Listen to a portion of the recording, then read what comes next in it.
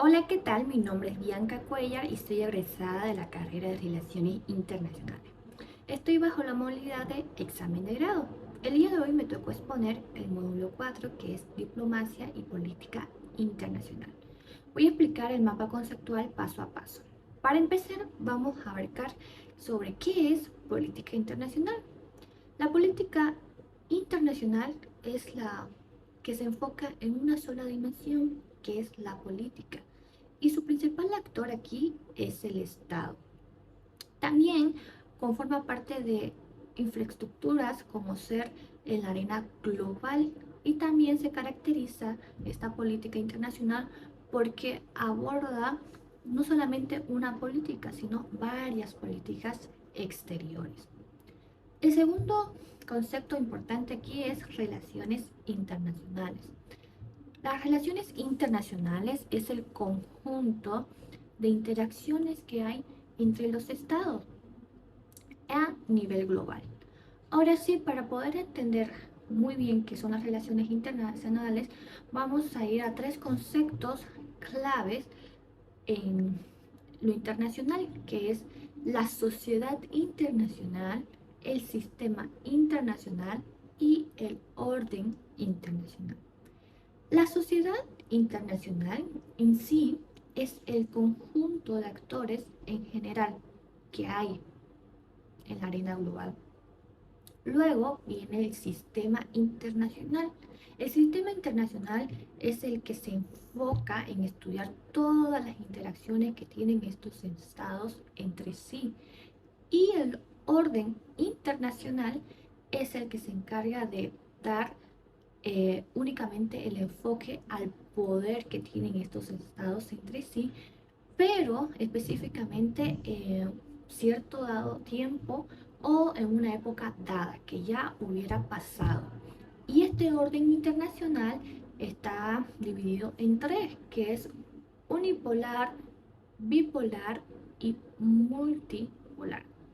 El unipolar es cuando solamente una potencia mundial ejerce su poder en el sistema internacional, ya que es la única que puede tomar las decisiones sobre los demás países que están conformados. Luego está el bipolar. Aquí es cuando dos potencias a nivel mundial tienen el centro de poder en el sistema internacional. Esto se dio, por ejemplo, en el caso de Guerra Fría, ¿no? Cuando estaba la Unión Soviética y Estados Unidos. Luego tenemos el multipolar. Aquí en multipolar es ya cuando 3, 4 o 5 estados son el centro de poder en el sistema internacional. Entonces ya abarca varios países. Ahora vamos a entrar a hablar un poco sobre qué son los actores internacionales. Estos están compuestos por el Estado, los organismos intergubernamentales, el individuo y las fuerzas transnacionales. Vamos a empezar a hablar un poco sobre son los estados. Los estados son las unidades políticas soberanas que conforman el sistema internacional moderno. Y este tiene su interés nacional, su política exterior y sus relaciones exteriores. Su interés nacional son todos los objetivos que se plantea el Estado en la arena global para poder garantizar su supervivencia y su bienestar del Estado. Ahora bien, su política exterior son todas las acciones y decisiones que toma el Estado en el sistema internacional con otros actores para su propio interés del Estado. Y las relaciones exteriores ya son todos los vínculos que tiene el Estado, ya sea político, económico o diplomático, que tiene un Estado con otro actor o entre estados en sí, pero que sea actores globales. Y estas relaciones exteriores se subdividen en lo que son las embajadas y los consulados. Las embajadas son la misión diplomática permanente que representa políticamente a un país sobre otro. Luego tenemos los consulados, que son principalmente los que dan la protección de intereses de su propio país y también la asistencia de sus ciudadanos en el extranjero. Ahora, los estados también tienen otro sector que son muy importantes de tomar a la hora de tomar decisiones, que son, por ejemplo, la diplomacia, la negociación y la paz.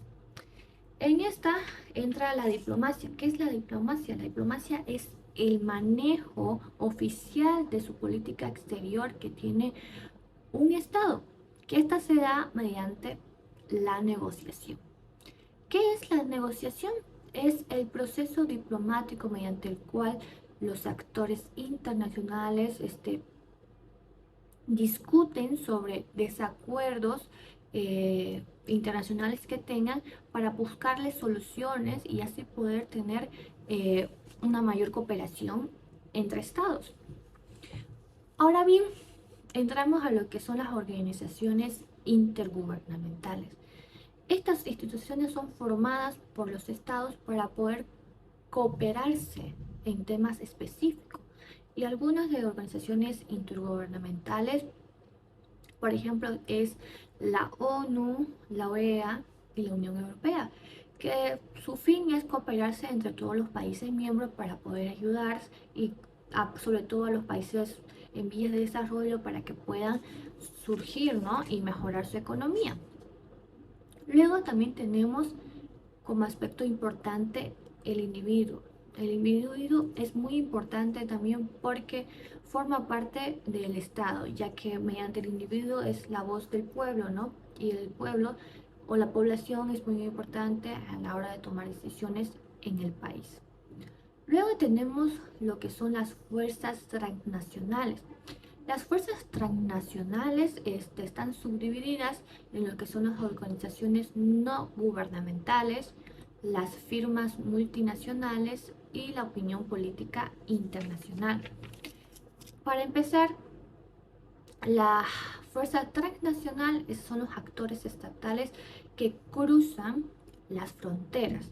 Las organizaciones no gubernamentales son aquellas que operan internacionalmente, pero con fines humanitarios, ya sea ambientales o también sociales. Luego están las firmas multinacionales. Estas son las empresas grandes que surgen a nivel global y que operan entre varias para países o regiones. Luego está la opinión pública internacional. La opinión pública internacional también es muy importante, ya que son todas las perspectivas o actitudes que la gente común opina sobre temas políticos internacionales. Y como sabemos, también forma parte de las fuerzas transnacionales porque su opinión sí vale la pena y sí justifica y sí da de qué hablar, la verdad. Ahora bien, una vez que ya analizamos todos los actores internacionales, vamos a ir a hablar un poco sobre las teorías de las relaciones internacionales. Yo puse como por ejemplo cuatro teorías de las relaciones internacionales que son la idealista, la realista, la liberalista y la neoliberalista. ¿En qué consiste la teoría idealista? La teoría idealista surge o nace a mediados del siglo X. Uno de sus principales exponentes es John Kennedy y habla sobre que la teoría idealista se centra especialmente en la cooperación internacional y en que tengan una economía equitativa todas las naciones. Entonces, aquí la idealista le da más razón al pueblo. Luego tenemos la teoría realista. Esta ya nace en el siglo X y uno de sus principales exponentes es Hans Morgenthau. ¿Qué habla la teoría realista?